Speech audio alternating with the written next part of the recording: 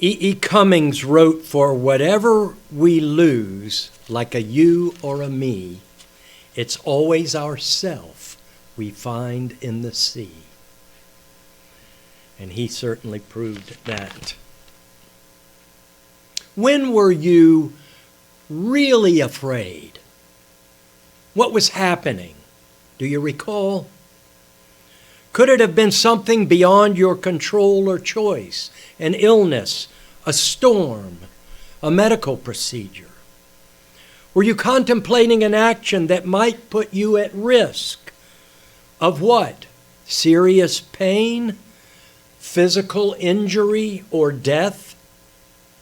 Perhaps you were planning an adventure, visiting a new place, traveling abroad, or traveling alone.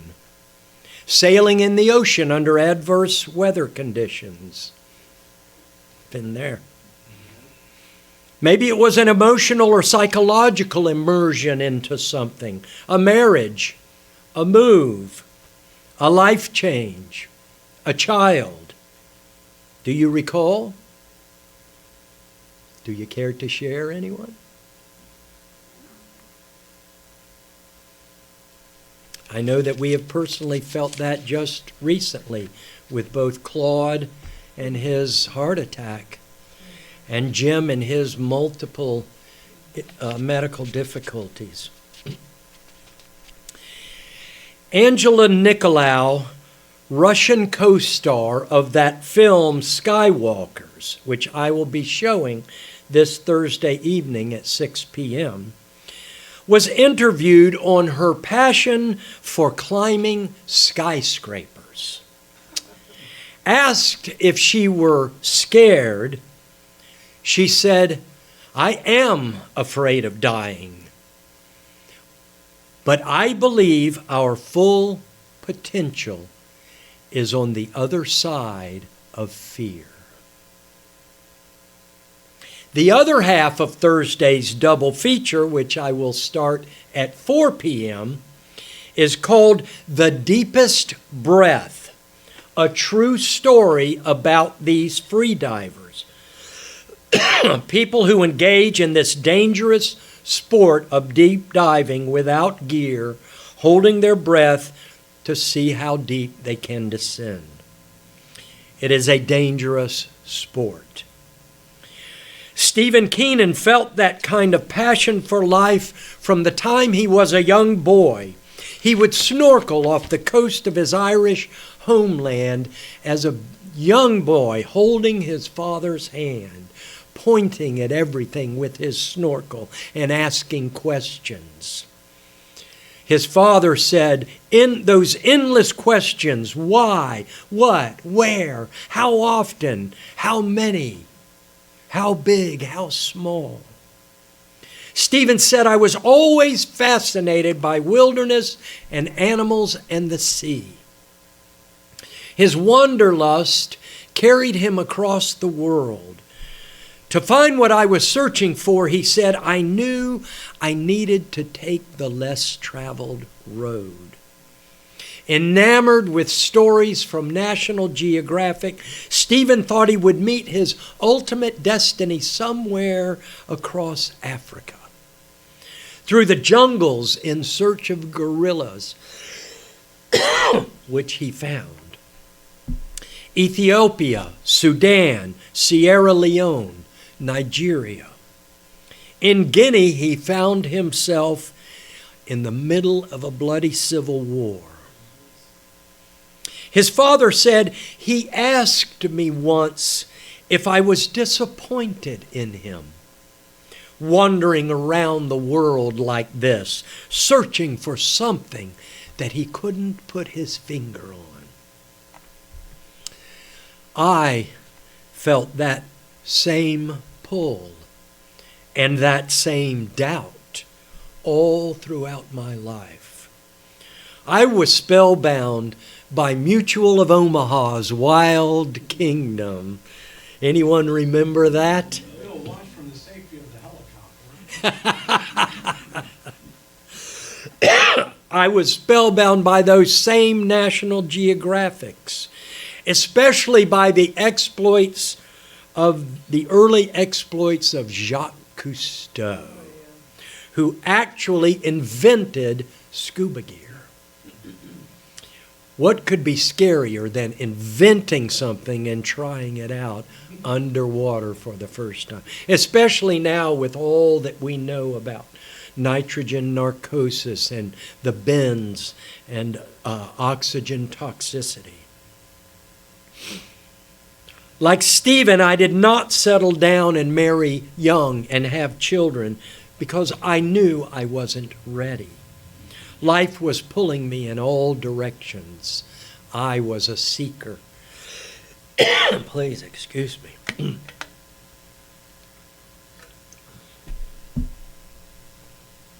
Entering college, I had a purpose to be a Baptist minister. But education, that deep dive into intellect and imagination, steered me elsewhere. I journeyed into a mystical world of meditation, the wonders of nature, a life of adventure. Working for Greenpeace for several years, I dreamed of finding myself on the 7 seas, battling injustice and saving the earth. I actually met the crew of Calypso in Jacksonville, as well as the famous Greenpeace flagship, the Rainbow Warrior. Live for today, as Stephen declared. You never know what's coming down the line. As a young girl, Alessia Zecchini wanted to be one of those free divers. At the age of 15, she was breaking the records of adult competitors. They fixed that by setting a new rule that the age limit was 18. She did not despair. In a school essay she wrote, "Do you ever think that the people around you, your classmates, your friends, your parents, don't understand your dreams?" I don't know what drives some people toward risk. Christopher Reeve, that wonderful Unitarian, said, either you decide to stay in the shallow end of the pool or you go out in the ocean. But for me, the pursuit of natural wonder went hand in hand with the spiritual life I had embraced. The ways of indigenous people, the practice of Zen meditation, the philosophy of Taoism, even vegetarianism and growing organic healthy food were all a part of the whole.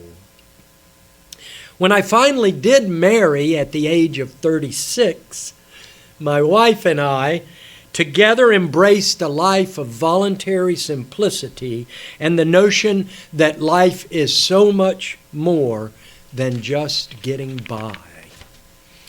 I owned a boat and she was a sailor. I was a diver, so she became certified. She was a vegetarian, so we planted organic gardens all around our home. We got written up in the Jacksonville Times-Union for our antics. Although we both worked full-time, we renovated our own home, our old home in Avondale. We were always ready for more. We coined our phrase, we can be comfortable or we can have an adventure. And usually it was the latter. In dangerous activities, there is a lot of discussion about what draws one person to risk and others to aversion of it. You might remember Alex Honnold. He's a famous mountain free climber. He was the star of the movie Free Solo. They did a CAT scan on Alex of his brain, and they discovered that his amygdala up there in the center of the brain, which regulates the fear response, was calm and quiet compared to most. And I suppose that explains a lot. But I looked up some videos just last night of him talking, and he attributes much of his lack of fear to training his mind rather than a simple biological explanation. Angela, who scales the skyscrapers, admitted she was sometimes frozen with terror, but learned how to mentally work through it. You see that actually in the video at one point. She is frozen and cannot move. Alicia, the free diver, learned that the secret to holding her breath underwater was to quell the excitement and calm her mind, not to seek to stimulate it with thrills. I've often used a simplified example to express this notion that we can handle anything better in our lives. Fear, trauma, confusion, injury, pain, by practicing mind awareness. Imagine you're driving down the road when a squirrel darts out in front of you. They do that crazy serpentine behavior, back and forth like a drunk on speed. Countless crashes and deaths occur each year because of this, a simple squirrel. Not to mention the dogs and rabbits and armadillos and everything else on the road. What causes some people to handle it with poise and self-control while others panic and swerve into traffic or off the road or lose control of their vehicle? Awareness. Awareness is the magic word. Being in the moment. Staying calm when adrenaline is pumping in your veins. It's not because we're not afraid or responding. It's because meditation and deep breathing are the tools I use.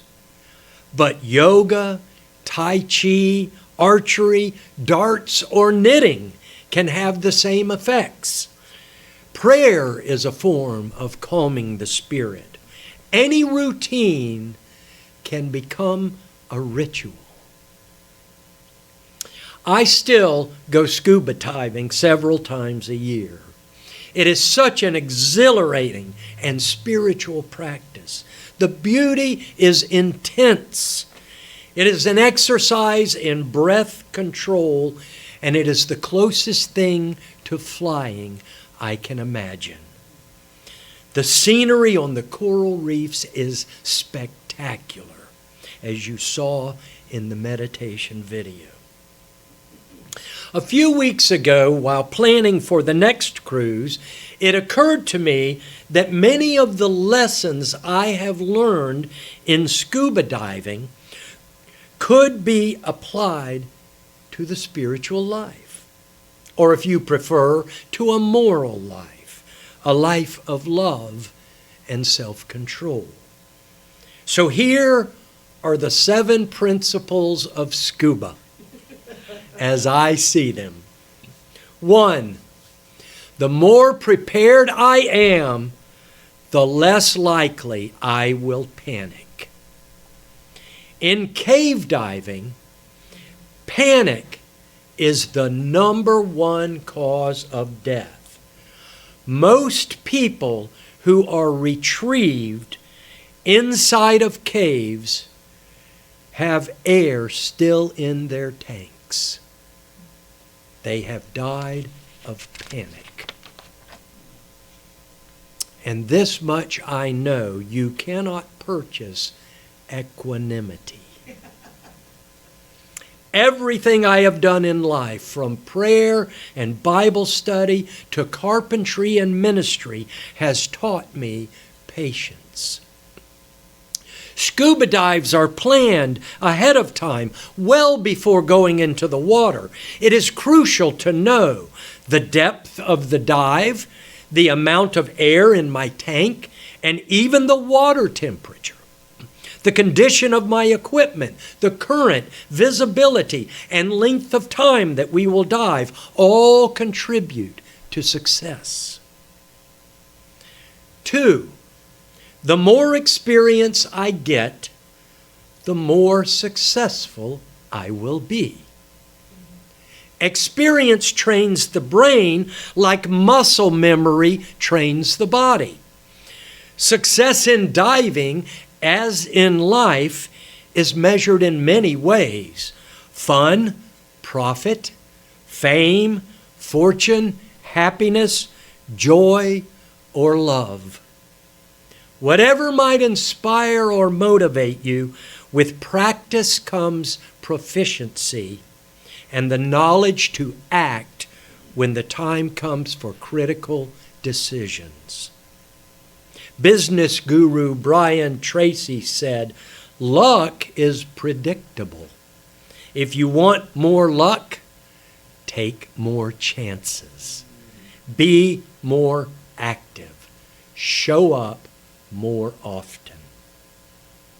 3, the more air that I have, the longer I can stay. It is possible in scuba to conceivably stay underwater for 8 hours and longer. It is done by all of those cave divers who have mapped out the caves that permeate the limestone of Florida, where we have more underwater caves than anywhere else in the world combined. 2-tank dives are not uncommon. Advanced cave divers use a pony tank strapped to their chest and sometimes carry spares to drop off at the entrance of the cave for decompression stops on the way out, which can last as long as an hour or 2. Remaining calm during a dive and slowing your breath and heart rate are an excellent way to gain bottom time. My goal is to always be the last one off the bottom. The same is true in life's adversities. Breath control calms the mind and helps you to keep your head down when you need to focus. You can better handle fear or pain, physical as well as mental. 4, regularity breeds confidence. More than just experience, the routine of a schedule keeps my skill set sharp. We say practice makes perfect. I could take a 2-week trip and log a dozen dives or more, but it's not the same, and do that once a year, but it's not the same as diving every month or every week. Gear and lungs and ear canals need regular conditioning to stay in top form. Same with spiritual practice. Sitting in meditation for 10 hours once a month does not have the same effect on body and soul as 20 minutes a day. Most dive operators always require that you have been on a dive within the past year, or they make you take a refresher course. 5, the deeper I go, the shorter I can stay. I used to go diving with a friend in the Atlantic Ocean off Jacksonville Beach, 60 miles offshore. These gentlemen were spearfishing in 130 feet of water. At that depth, with a single tank of air, we had about 10 minutes bottom time. And even then, it means a decompression stop on the return to avoid the bends. In the Caribbean, in 60 feet of water, I can stay an hour if my air holds out. I remember hearing a quote once. It was something like this, and I couldn't find it, but it was something like, life provides not enough time nor energy to wade out over your head in more than one ocean. It's not an exact rendering, but I think the message fits. When I was young, I had so many dreams. But growing up is a process of learning to say no, of setting boundaries, of accepting our limitations. It's a pretty sure bet that I will never become that round-the-world sailor I always dreamed of being. But knowing what I've seen and done, I can live with that.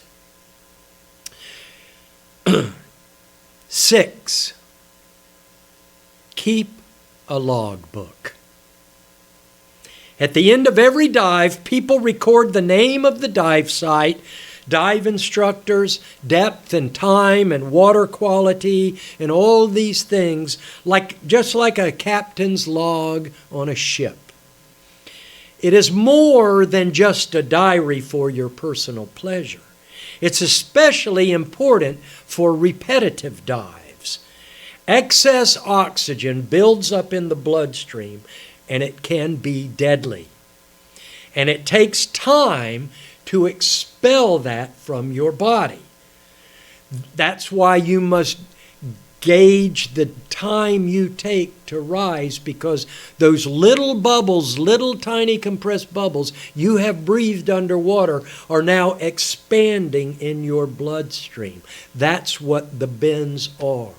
It's clogs in your bloodstream.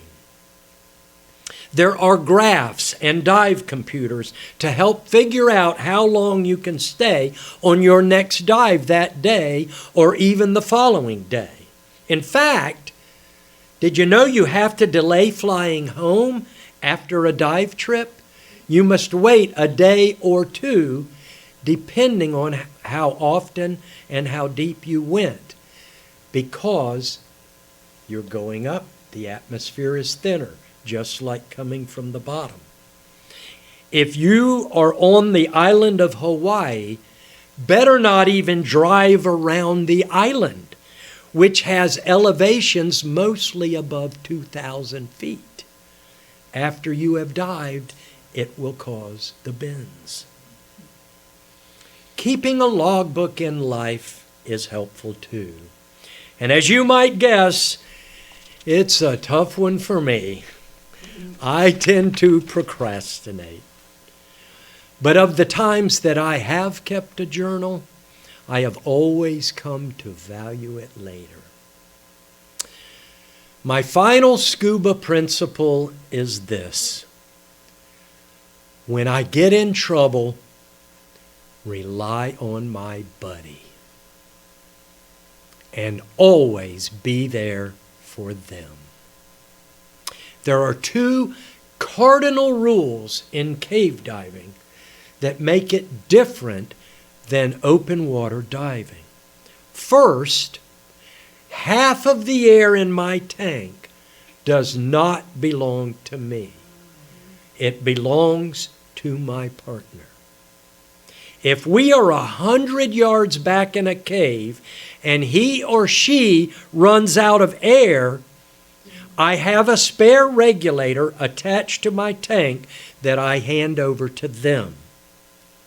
You might think it's a simple thing, but it makes a world of difference in the planning and execution of the dive. Think about it.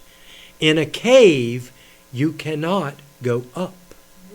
You can only go back out, which means you're going to travel at least the same amount of time and distance or longer because of the difficulty of buddy breathing in a cave. So as we are swimming into the tunnel, we must always watch our air supply and use only not 1/2, but 1/3 of our air. In the event of total failure from either of us, that leaves 1/3 for me and 1/3 for my partner. The second golden rule is like the first. Anyone can turn a dive for any reason. No questions asked. We have driven 100 miles to get to a freshwater spring. We have lugged our gear 100 yards to get to the water. We have run our safety line inside the cave 100 feet to connect to the permanent line inside. We are 10 minutes into our swim and someone does not feel comfortable. They get a little queasy or nervous. They give a signal. That's all it takes. We turn around immediately and leave. That sounds like a golden rule for friendship and community. No judgment, no blame. Help when called upon, and ask for help when needed. Someone named David Mitchell said, "My life amounts to no more than one drop in a limitless ocean. Yet, what is any ocean but a multitude of drops?" Amen.